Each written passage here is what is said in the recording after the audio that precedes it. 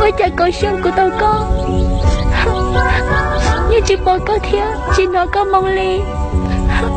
Ôi cha nó nói có hồi nhớ là nó.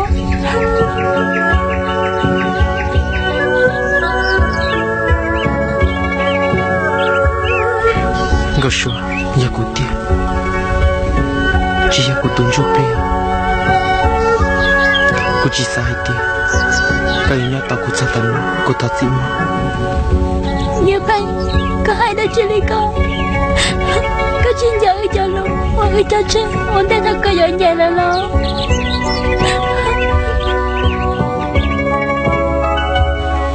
Gak sure, giờ nó lúc tới lúc cho chỉ tiệt tu. Ku tăng dạy kamu nya dia doi trong đâu. Lu chỉ cần nhớ trong tên nào.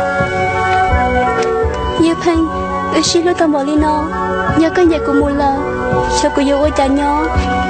Con trâu của mù ít mò xứ, cô thích chơi chỉ tao có li.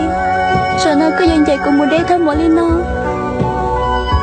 Chỉ bỏ nó có yêu trở lo. Ê ôi đi có yêu hay đi cho tôi cô. Gak sure, ku yang chỉ sang dạy kamu kia li. Tishi, vì cô chỉ dạy tu tu trâu. Chỉ muốn là nhớ chỉ tao, để cô thiệt tăng dạy kamu, sợ kamu lên lo. Cho cô nhẹ cô bỏ. Côยังchọn trong tiệt cho cơ. Ê chị cô muốn nhớ có một chờ, cô mà trọc cả là tấn nè. Như vậy, nhớ con mù là ê. Lúc đấy cha chỉ tiết tu, có trở lại cho chị tao cô. Ê có yêu con cô lấy chào. Cô sợ tôi nên cô lúc. Cô nhớ cô mà. Giờ cô chỉ là chị tao, anh nói cho cô. Côยังnhôn chị, sao hồi kia là cho cả tao cơ.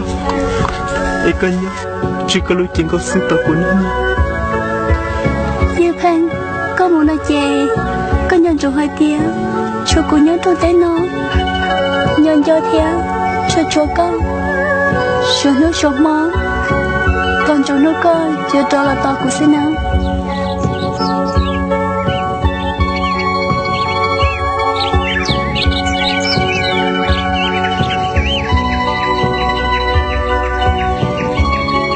Kumulan